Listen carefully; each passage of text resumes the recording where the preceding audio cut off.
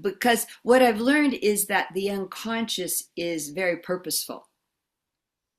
And so, but what happened is Freud made us scared of it. He made it related to being neurotic and sick. And so we're afraid of going into the closet of the unconscious that there'll be all bad things in there. But it's really where all the answers are, too. Yeah, will it reveal what the real issue is? Yes. And it'll also give you the healing of it. Oh, So if wow. you don't go there, you will never feel the full healing that's possible. So would you say that it has an intelligence? The sub. Definitely. Yes, we all parts of us have an intelligence, and the unconscious has an intelligence that has blown me away. Welcome to the Spiritual Artist Podcast. This is Chris Miller. I invite you to join me as I interview artists from a variety of disciplines.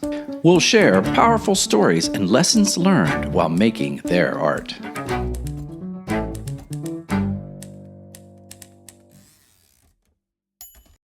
Good day, listeners. This is CJ Miller, the host of the Spiritual Artist Podcast. We are just talking away. I'm already talking with the guests, and we're trying to define names. So it's very interesting. We're going to have such a great conversation unpacking something. As you know, if you followed me on this journey, I'm really focusing more on emotional states and your body. And so I met Dr. Deb Sandella. She's a #1 international best-selling author of this wonderful book called Goodbye Hurt and Pain. She's the creator of RIM, a neuroscience tool proven to reduce anxiety, heal trauma, and improve quality of life. And I'm going to tack something on there and maybe even make you a better artist. And she's been seen on CNN, CBS, NBC, Fox, and USA Today. And I just finished a 3-day workshop with you, huh, Dr. Deb? So Yes, yes, that's right. Yes, it was great fun having you. it was great. I mean, there were many people on the call and from so many different backgrounds.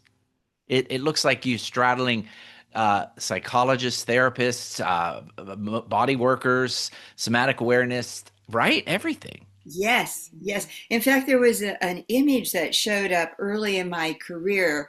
It was almost like I think it was in a closed eye activity of a bridge, and and there were all these different looking bridges, and it was that's what I really got is that I am a bridger between things.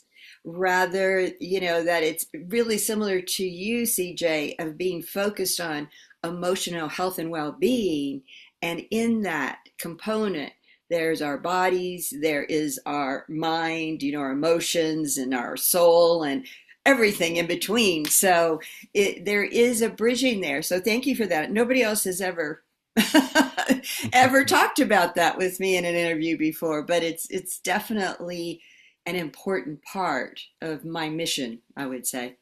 Well, I will share with you, you're right. I do the same thing. I'm bridging making art with self-growth, self-awareness. And it's a challenge because so much of our marketing system depends on one message. Right. And we, people of us with bridges, we're looking at the whole person, the complete Right. person, not just a slice. Absolutely, because that's what makes us so interesting.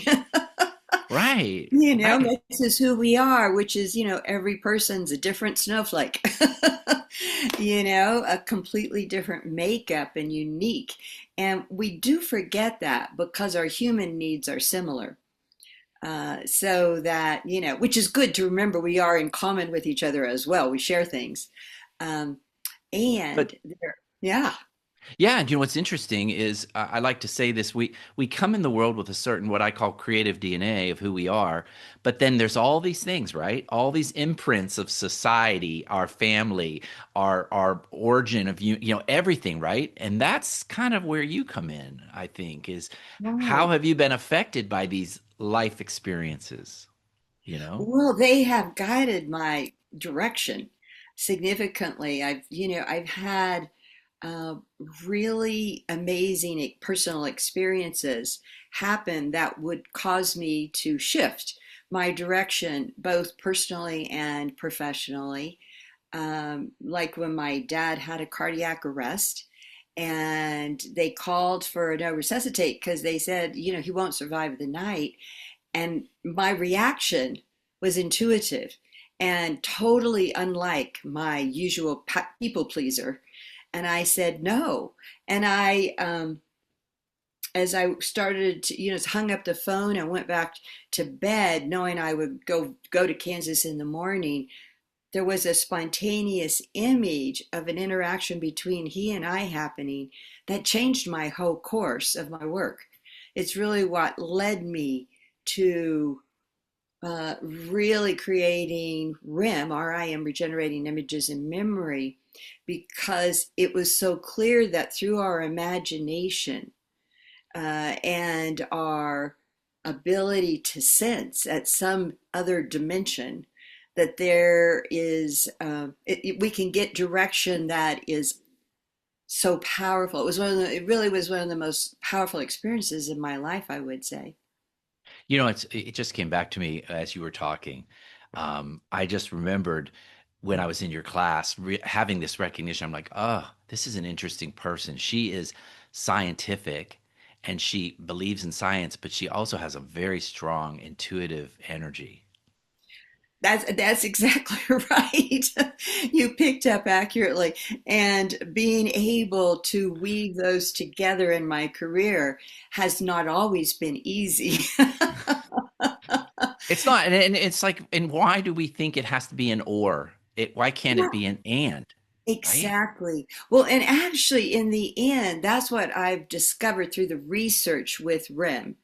And that technique that I originated, that it is whole brain thinking that is the answer to everything as people, individuals, coming up with real clear sense of direction. Because in our culture, ever since the industrial age started, and then the computer age, the data age, and all of this, we have gotten really lopsided into thinking and logic, problem solving, and leaving out the intuitive, feeling, creative part of us, which actually, when you look at some science, is that part of our nervous system that decides how we will act. And that's why the research showed why we do things that aren't good for us, Yeah. why we don't things we know are good for us. And it was kind of like the question of the century. Right. It's so funny. You just went into what I was prepared to start with. Listeners, as you know, when I read a book, I love it, and I always encourage people to take their yellow highlighter and make it their own. Because Yeah. I went to a Catholic school, and I was taught you never touch the book. And the nuns would tell you no pencil marks, no anything. And I just love to touch a book. But I want to bring that up, Deborah, because I love this page. It's on page 47. And I love, I'm just going to should I summarize it? I want to talk about, you just mentioned this.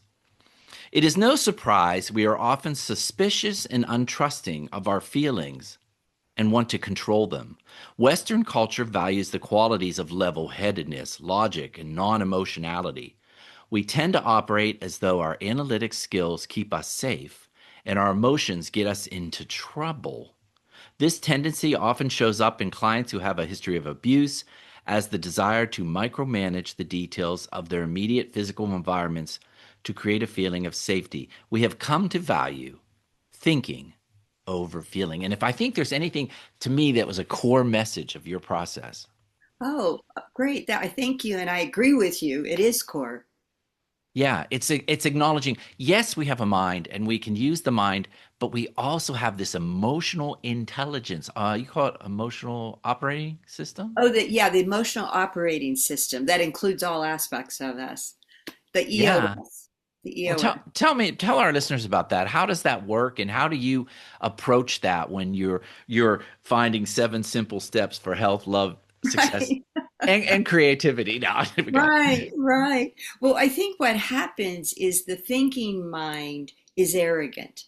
That's the arrogant part of us because it reduces everything to black and white.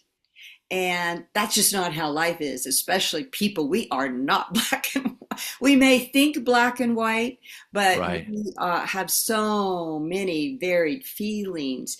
And when we're just focused on thinking, then we totally are out of touch with what we're feeling. And our intuitive feeling is actually saved in our nervous system. So it's really an organic part of who we are. And it's true, like probably the original peoples had the reverse. They were into the intuitive sensing mode with their ceremonies, and they even included, some psychedelic experiences and meditation. But then as the original peoples became civilized, as we as a group became civilized, became intelligent. I think back to Descartes, I think, therefore I am.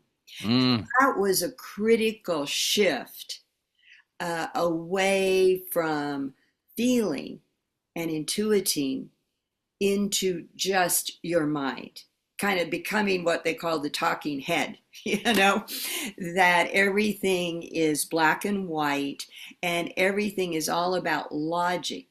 And so if I can add, there's one thing that's really critical about why the nervous system has started to move this way is because the logical mind does not trust anything that you can't see.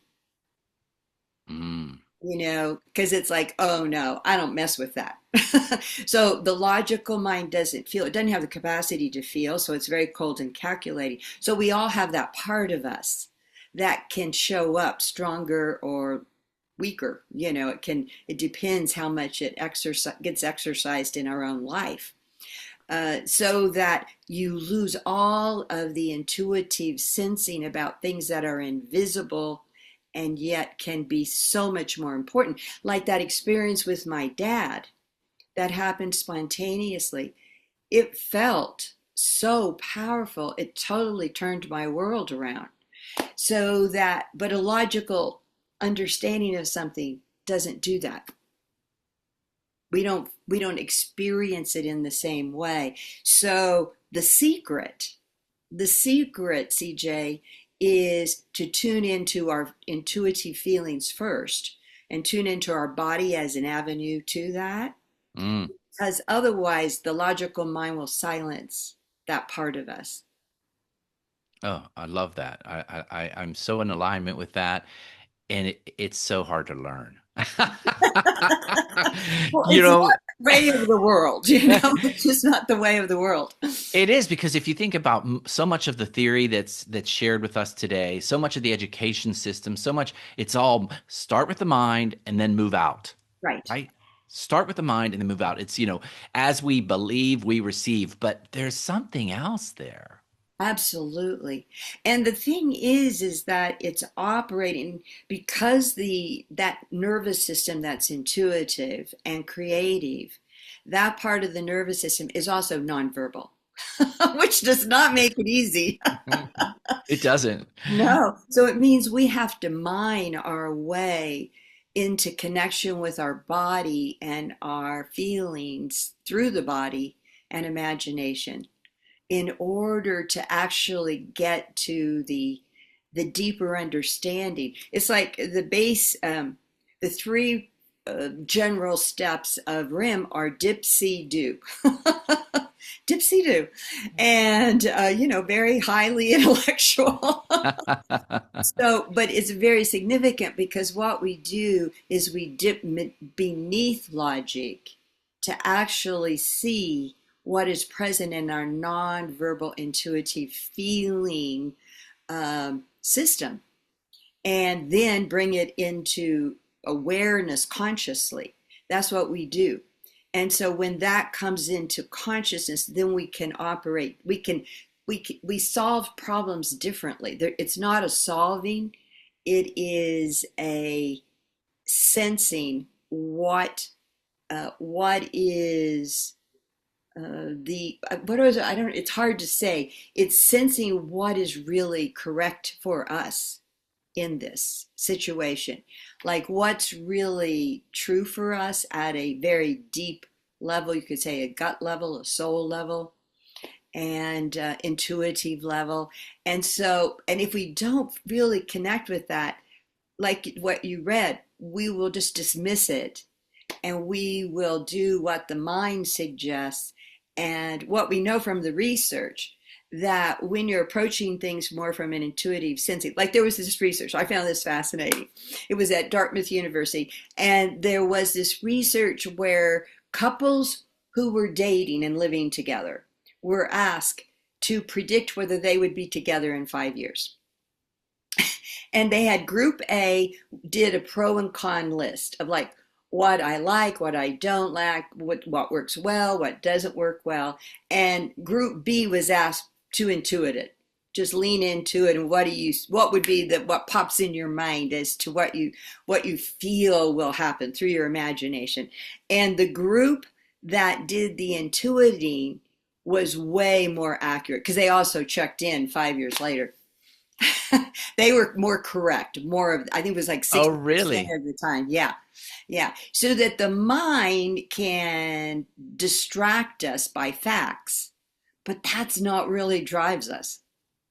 It's not facts that really, to some degree, yes, we're not illogical beings, but it's not, we're driven by our heart, really, and what feels right. And whether it's correct or not is not always, true. Yeah. Yeah, important. Yeah. Right, exactly. Well, I've heard this somewhere, and I wanted to see if you agree with that. That we tend to have an emotional or feeling space reaction to something, and then our mind writes the script. Like our mind explains why.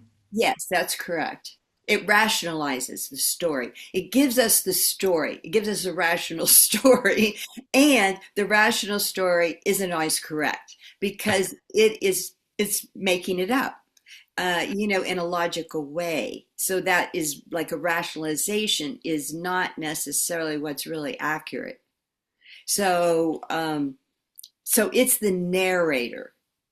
It is the Oh, narrator, but it's not the decider. And this is from Kahneman's research, who looked at two minds theory, the logical and the intuitive minds. oh, wow. And Yeah. so say that again. You said it narrates it, but it's not necessarily true. And then what happens? Well, it's What is not, the it's not the decision maker because we can act impulsively based on deep unconscious feeling. Oh, that's what you said. It's not the decision maker. Right. It's not the decision maker. And that when you really get to how we act, the unconscious emotional forces at play are stronger than anything else, but we're not conscious of them. They're usually unconscious. So for instance, it's like, yeah, tell your body to lose weight. Tell your body not to eat that ice Yeah. cream, it's like it doesn't work when, with that. But what is the wanting to eat that ice cream related to? I mean, for me, ice cream was such a big reward in my experiences because I loved it. And so it has a lot of emotional satisfaction to it. It's like a reward. And we know the brain responds to rewards very strongly. That's why we have problems with addiction in our culture. We get into be, wanting our rewards. But, Well, I want to share this with the listeners because I'm jumping in and I love, I've taken your class and I understand the overview of your process. Let's just take a minute here and explain, and I'll mutilate it, okay. and then you can correct it. Okay. So I think what I sense is that when you work with someone, they come to a key moment in their life, a memory, and they feel the emotionalness of it, and you take them back to that place. And then they, using imagination, they kind of re-narrate it or re-script it into a healthier, more forward-thinking result. Well, I've mutilated it. no, but you presented it more logically.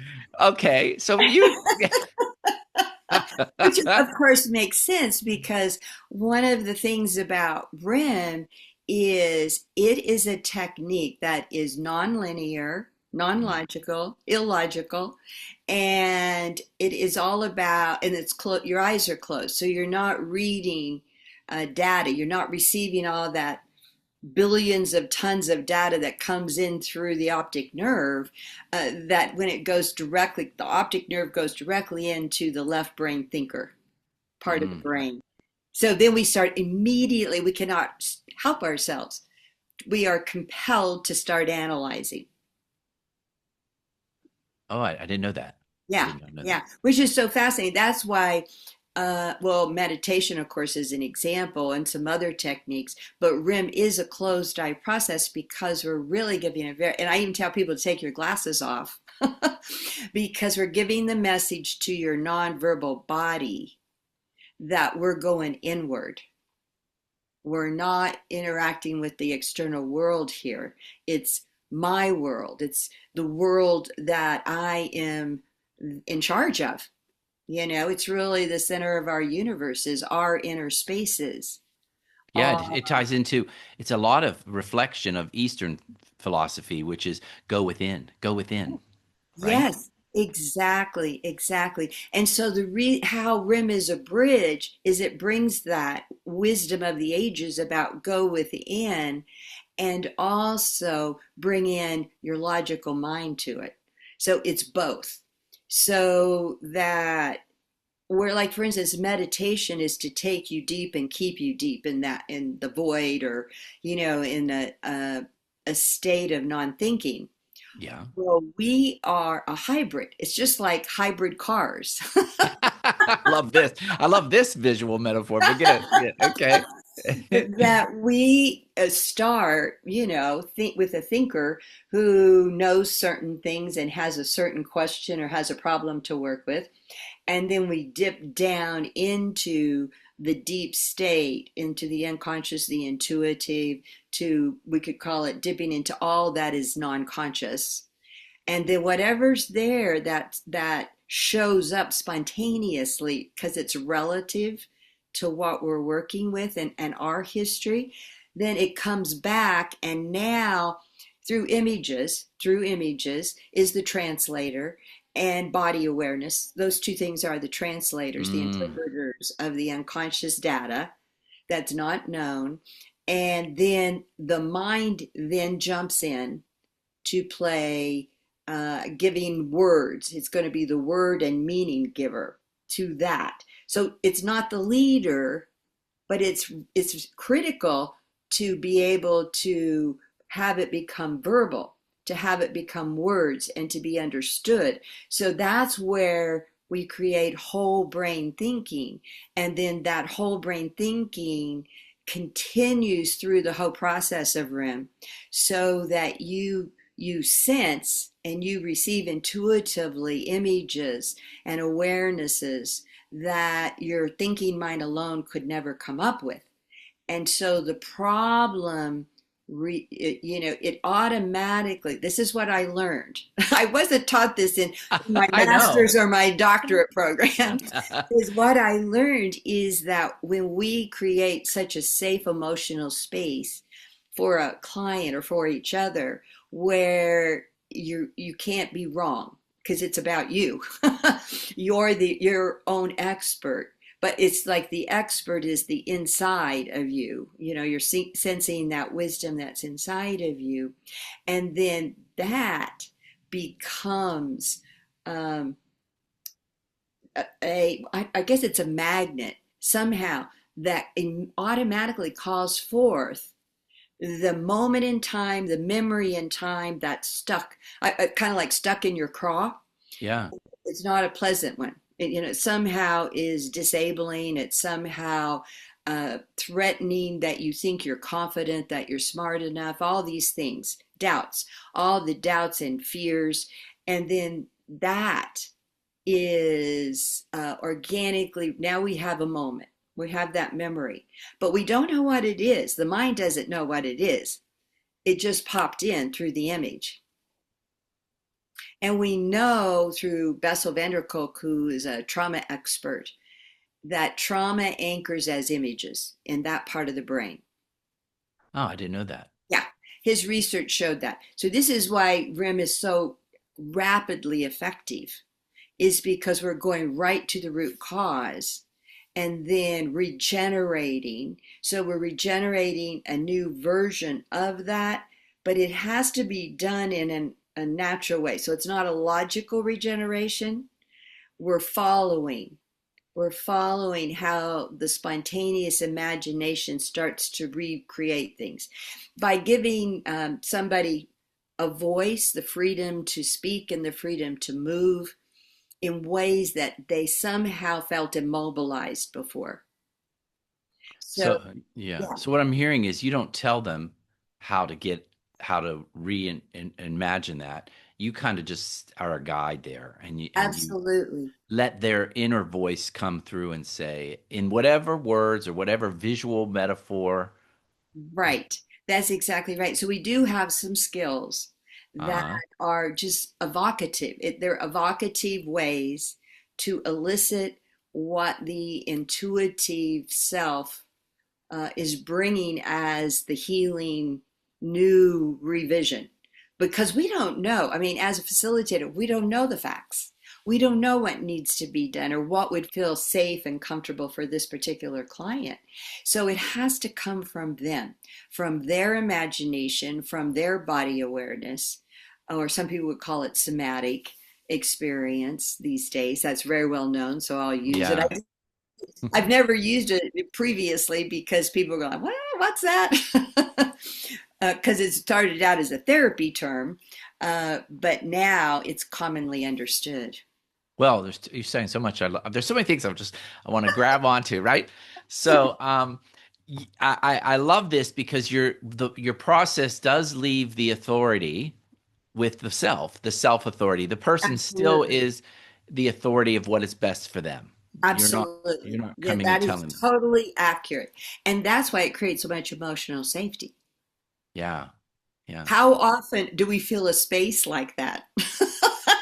No, so it takes a very good. Nowhere in our Uh, do you call your people? Are you would you call yourself a practitioner, or do you have another title Well, for the people? I was very intentional about making it a REM facilitator Facilitator, because we're not the doer.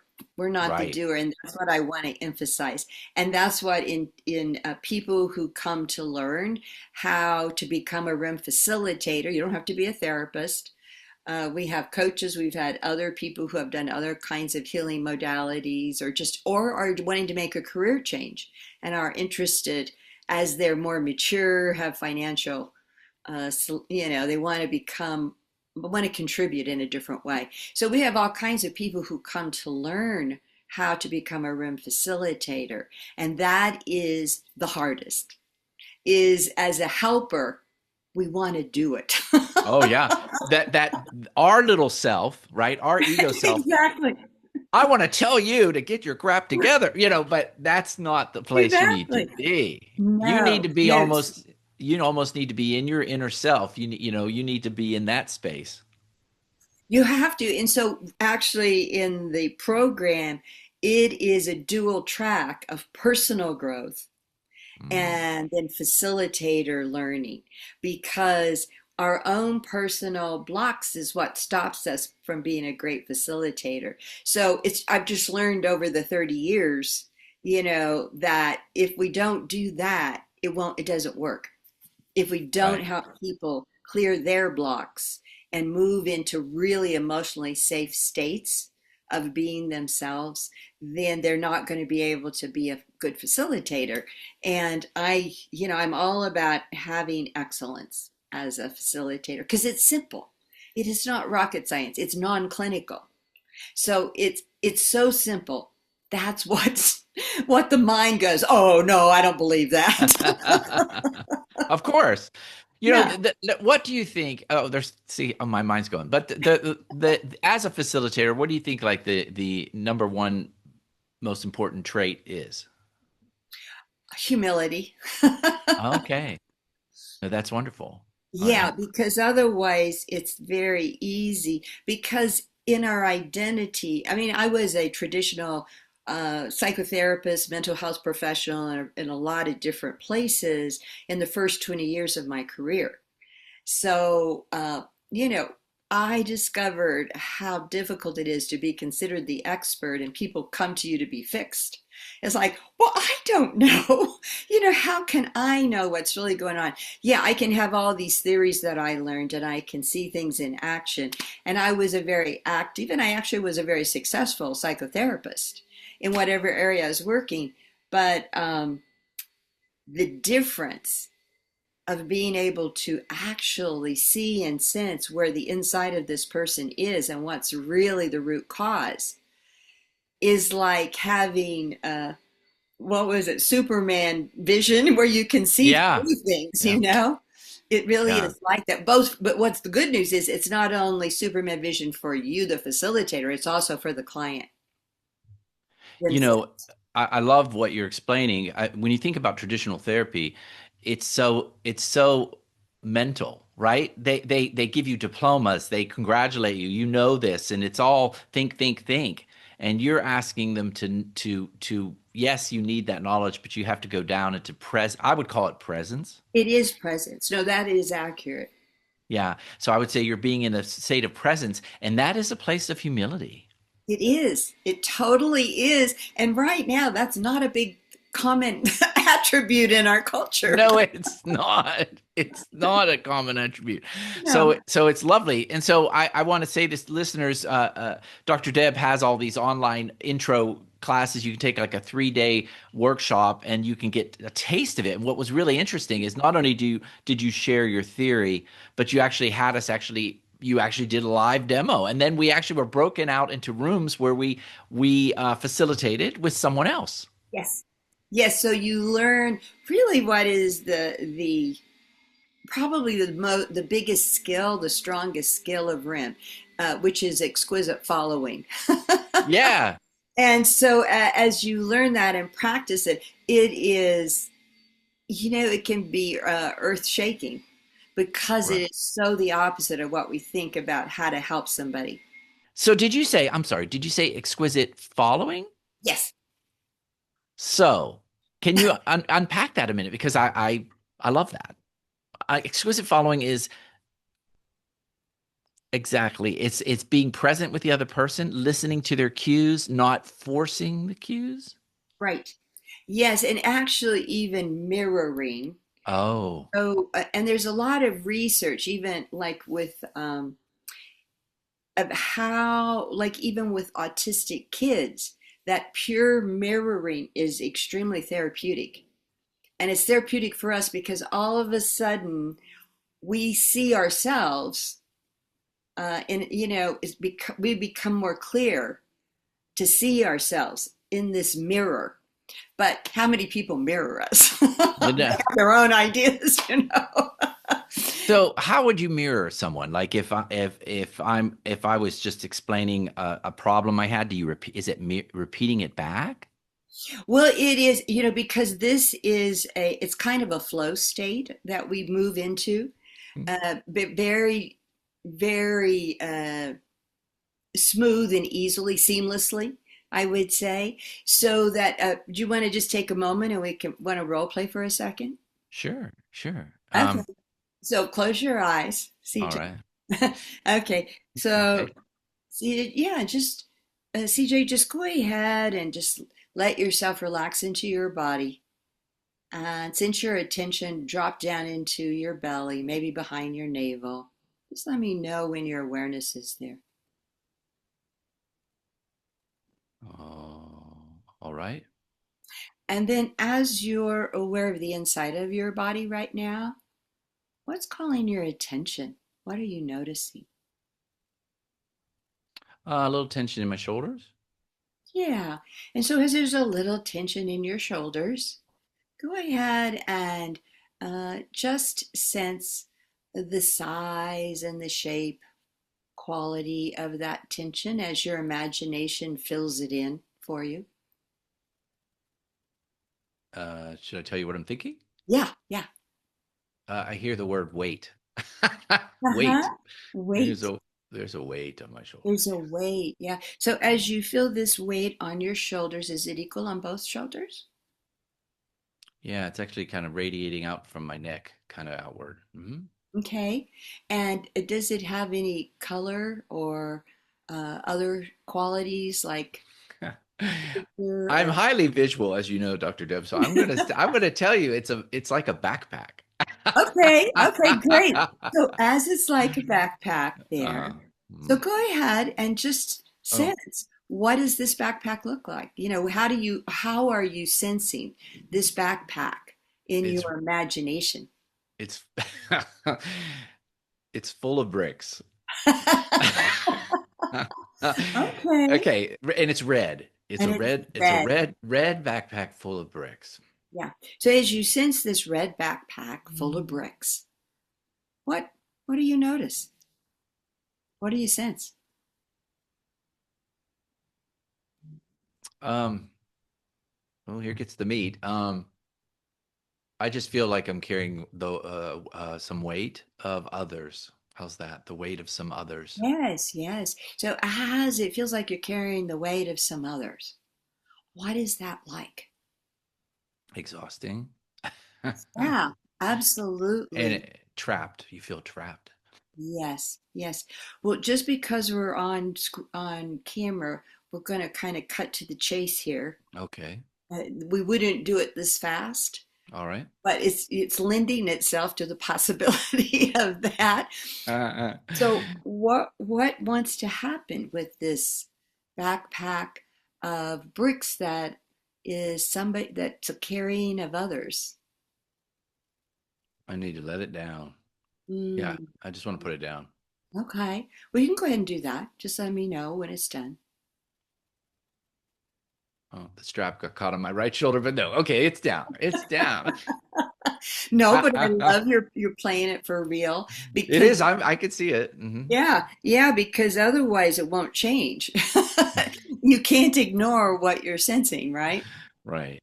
Yeah, you can't because it's more real Mm. than, you know, the And world right now. and okay.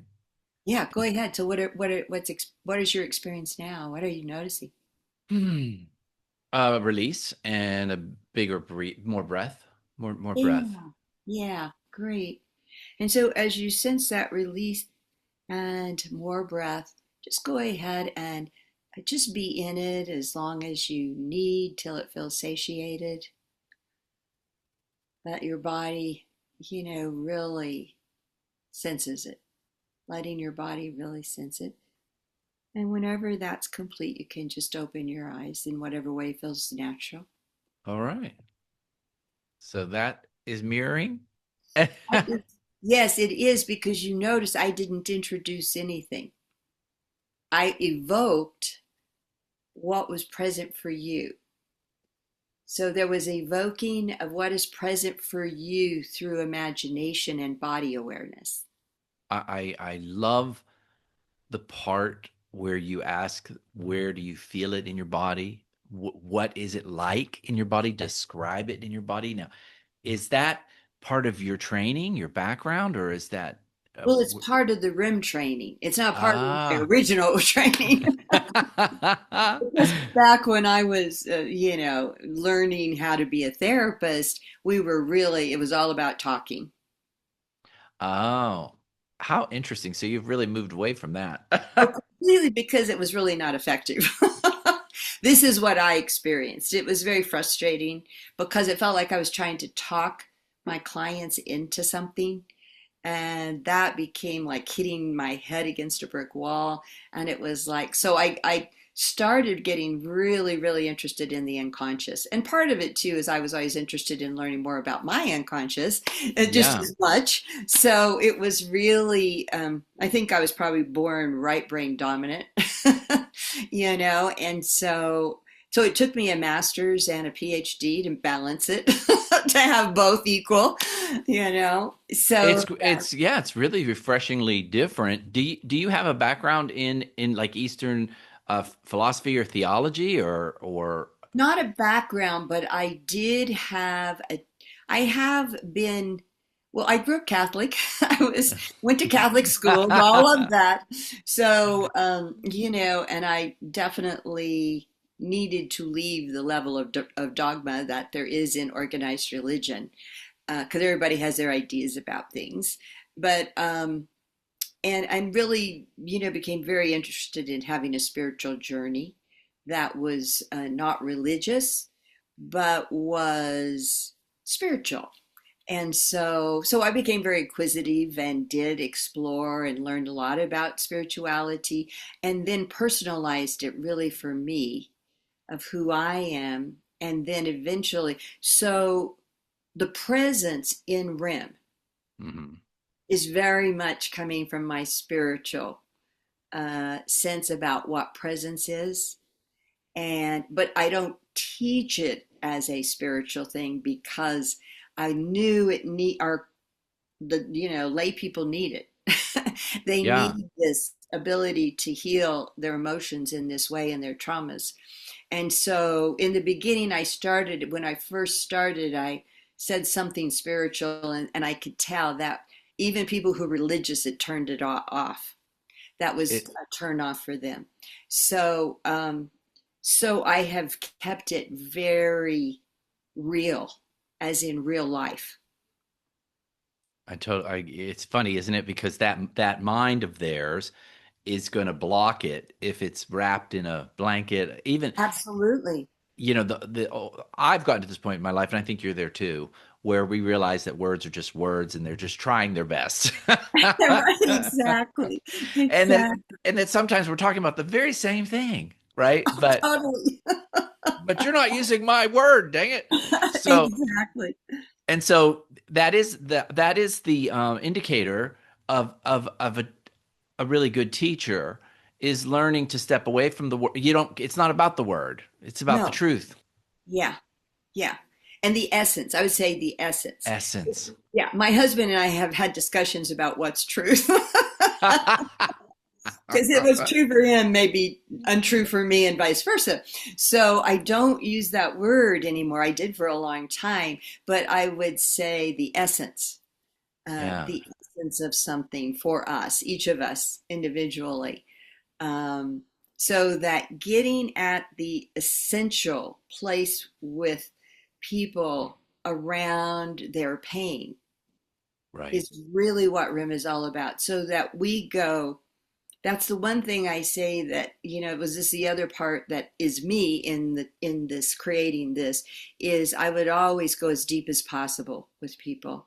And some of that may be because my background is being Italian. And so I I had hear a you. very emotional, extended family, and my dad was 100%, he was first generation Italian. So and kind of had a little bit of old world thinking there.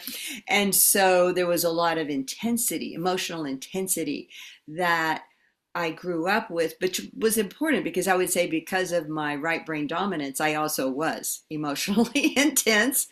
And so it was a very enlightening journey to be able to follow that and have it evolve into something really useful has been totally non-thinking. Yeah. It was not, I wasn't a planner. You have to plan to some degree, but I have always frustrated my husband, who's a big planner, because I'm more be in the moment kind of a person. And so RIM is that. We're being in the moment with the client and just allowing them to be in their moment with their bodies and their system and their essence, their essential self, and that we embrace that and we hold it with sacredness and safety, so that it then you get remarkable results in one session. It is. I was trained as a spiritual life coach through Centers for Spiritual Living. And when we do a session with someone, that's basically what we're doing. We're, Right. we're being in the moment, we're standing in presence, and we're mirroring with them. Where, where did you intuitively, well, here, there's two questions, so I'm going to give them to you at the same time. I want to talk about the fact that you also recognize the body's place, Mhm. and you're dealing with emotion. Would you call emotion or feeling? Would, Well, I think that so feeling is present.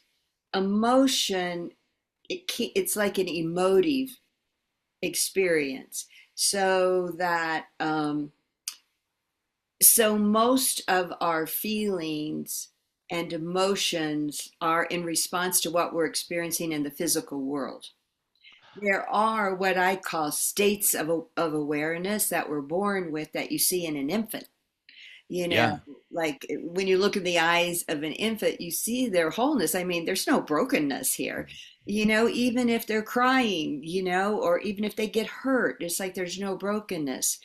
And so those states of organic joy and love, I see, and peace.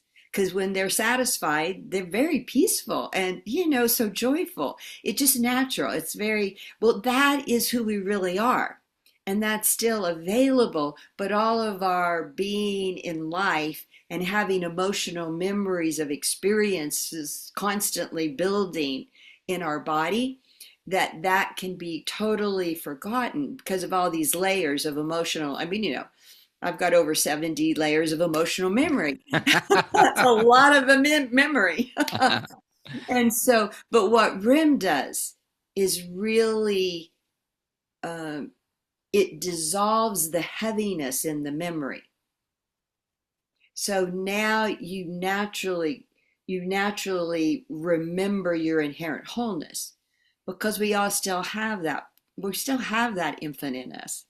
Mm, It's not all of us anymore. It's not right. totally controlled anymore. But its goal is curiosity, comfort, and discomfort, so that it always the infant in us wants comfort and doesn't like discomfort.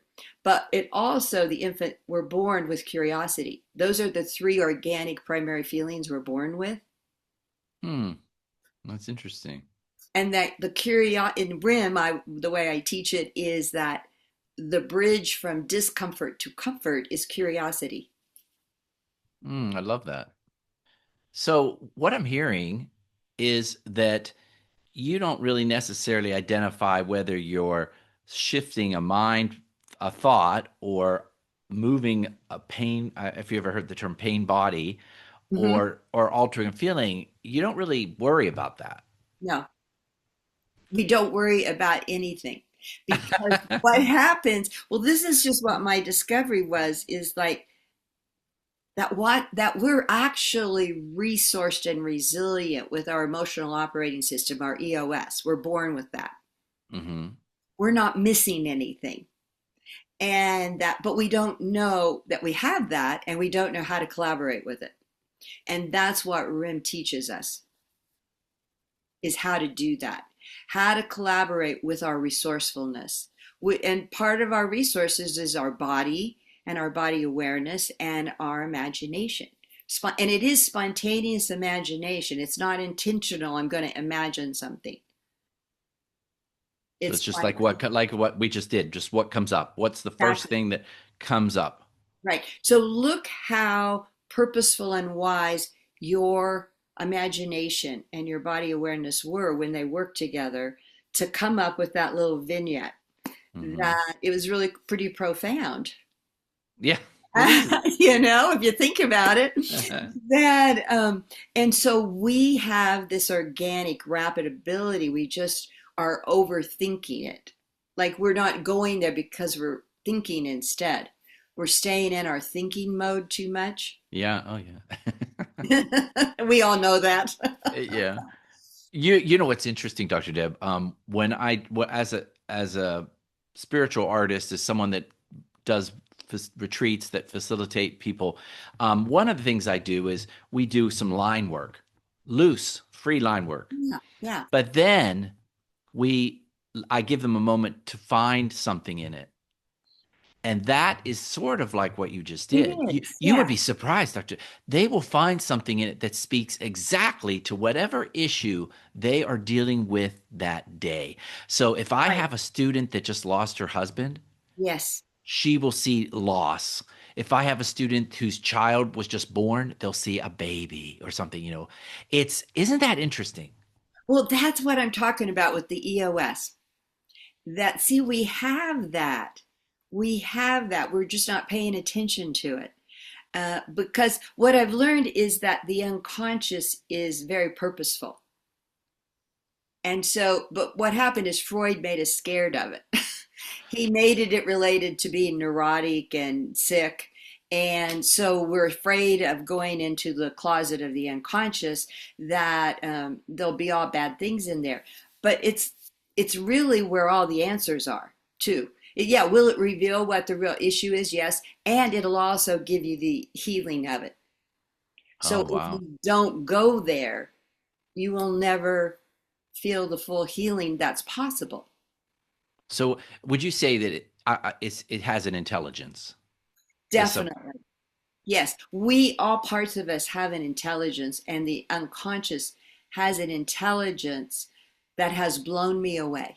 So I have learned over 30 years of doing RIM to trust that intelligence more than my mind or the client's mind. So that's what I teach RIM facilitator students, is to really experience that enough that you don't even question it, so you don't have to worry about anything. Because if you know the skills that just allow the evocative of our natural intelligence to show up, the answers are always there. The answers are, and they're answers that are way better than our thinking mind can come up with. I mean, and that's why our research actually showed that the outcomes for REM are similar to the outcomes for a psychedelic experience, ah mhm. you know, which is similar. Like there's parts that, because the mind is controlled in a psychedelic experience, then there's this organic part within us that comes forth and gives experiences that can be very therapeutic and healing, related to very specific things. That's not intentional, it's not in a linear way. Right. And so that's the way RIM is, although we use no substances. In No. fact, with RIM, what I love is always been, for me, it's always been about really trusting our own resources, our internal resources, and not have to need aids as much as possible. Now, with serious mental illness, there is medications that are sometimes needed. So I don't mean to cloud that picture. This is something different, because there's a thought disorder that is happening that can mislead, so can be distorted. So, but I'm talking about just normal, everyday emotional health Mm. This is and such a well-being. meaty, it's a wonderful conversation. It's so meaty and um, I love it. So there's a couple. I have to ask you this question. You have facilitators. If someone can someone do this for themselves, or is it? Do you think it's almost? What would you suggest? Oh, definitely, you can do it for yourself. In fact, that's what I wrote the book for, Mm, was for people to use it for themselves. It's not for you to use with others, because that's not safe, right, not trained. right. So Just stay with your own authority. stay with your own authority. As long as you stay with yourself, you won't get into trouble, because the psyche will say, nah, I'm not going there. Right. If it's something that's too much or too big, it'll go to sleep, you know, you'll just go to sleep or something. So that for self REM, it's safe. For self REM, it's safe. Oh, that I love. I'm a big proponent of authority, self-authority in all my teachings. I don't want to teach a student to have to rely on me to do Yeah, something. right. Exactly. Yeah. Uh, I'm and totally with you. And of course, that coming from being a therapist, I mean, I was the kind of therapist that uh, my clients emancipated after a year, or maybe 18 months, or, yeah, something which like is that. which is what should happen, right? You should Right. learn and then let go and continue with it. Yeah, I love it. Um, there is a couple people that I'll have to recommend to you that I think you might want to connect with, but I love all this. I still not sure where you came up with your awareness of the somatic part of this. I think you're right on, but was it just intuitively came to you? Well, I did take this was way well, I've always been very body sensitive myself, very aware of what's happening in my body. And when I used to, as a kid, when I would be in gym or I was in some kind of classes in ballet and stuff, and what was it they said? I had such good body positioning because I could just feel where my body was, the position it was in, and so that then you can mirror what they're trying to show you what to do.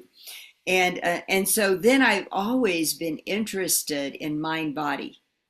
I think I think even in high school, it's like maybe with that it was like understanding feelings and outcomes. And it was like I remember writing a paper about anyone who commits a crime, commits a serious crime has to be mentally ill because that's not a normal thing to be doing. So there's some kind of influences.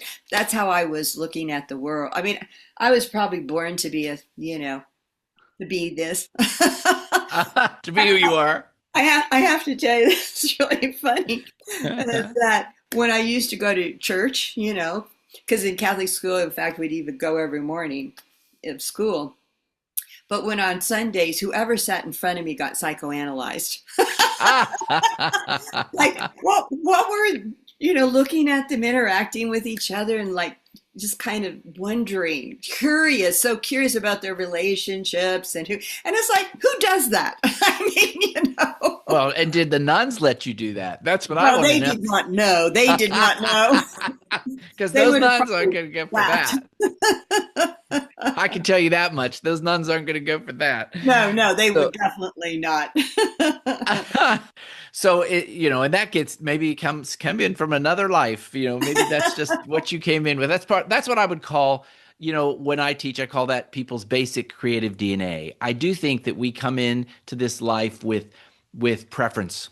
Yeah, I would totally agree. Totally agree. In fact, I call that the intuition that is your true nature.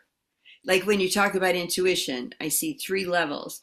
One is your true nature, preferences, how you are, what you're drawn to, and then how you react to things. And then there is what I call mastery intuition, like when you learn to do something so well, it's internalized and you intuitively know, like firemen, sense whether to kick in a door or not. That becomes an intuition. And I worked mostly with nurses, did research with nurses who would sense that a patient was going to go bad before they had any physical symptoms, that kind of thing. So there's that kind of intuition, and then the divine intuition. But I really like what you were saying about the creative DNA.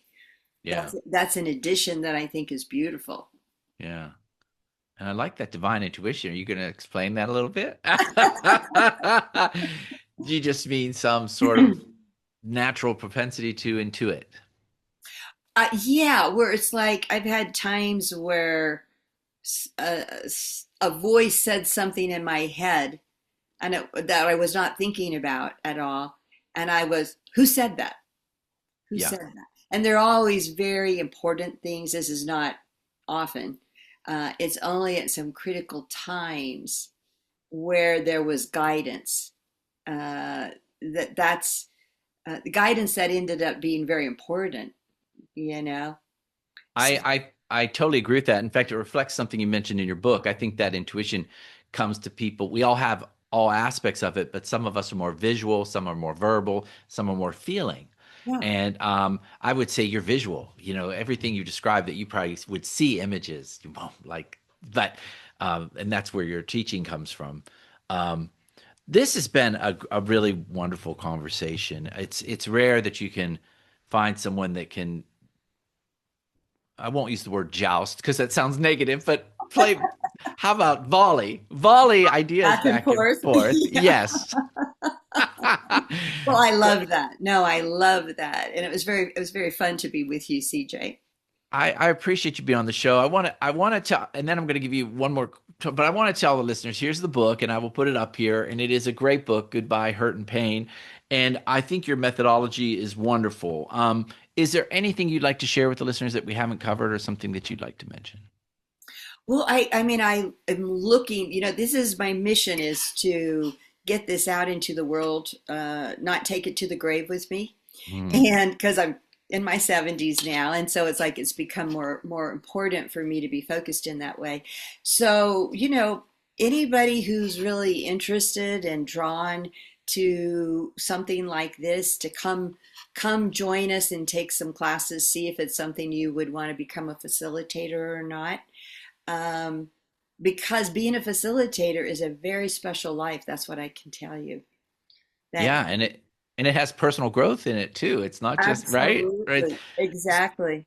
And you on your website, do you still have, are you doing more online courses where people can get an intro Yeah, course?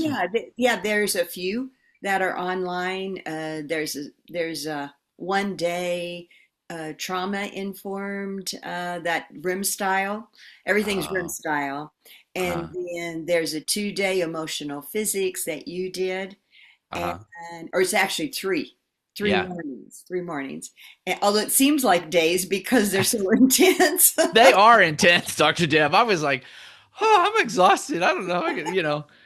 But it was wonderful. But at the end, I was like, I'm exhausted. Yeah. Yeah, yeah. Well, the intensity is there because we're in things. It's an immersion. It's a kind of immersion. And then there's a 6 week virtual goodbye hurt and pain that's all personal growth and it's all online. And then there is the 7 month become a RIM facilitator class. And you get really well trained because we have individual mentors who are constantly giving live feedback. Mm. So it's a very, what do I want to say? It's a very solid educational program. I guarantee it. I guarantee it. But I would say that just talking to you, that not only is it solid, it's got a lot of heart, you know. Oh, yes. Thank you. Yeah, because you're bringing a lot of heart and warmth to it. So I appreciate this. Listeners, thanks for listening to the Spiritual Artist Podcast. Go on Amazon. I get a copy of the book, read through the process. Goodbye, Hurt and Pain. It's in the notes, so you can find it. Follow me. Go up there and like this, bookmark this, share this with friends.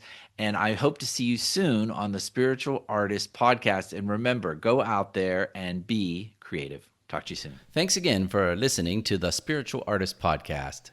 Whether you're watching this show on Apple Podcasts, Spotify, Google Play, or iHeartRadio, make sure you choose the subscribe button so that you will receive updates when new segments are released. Most importantly, be still, listen, and know that you are a spiritual artist.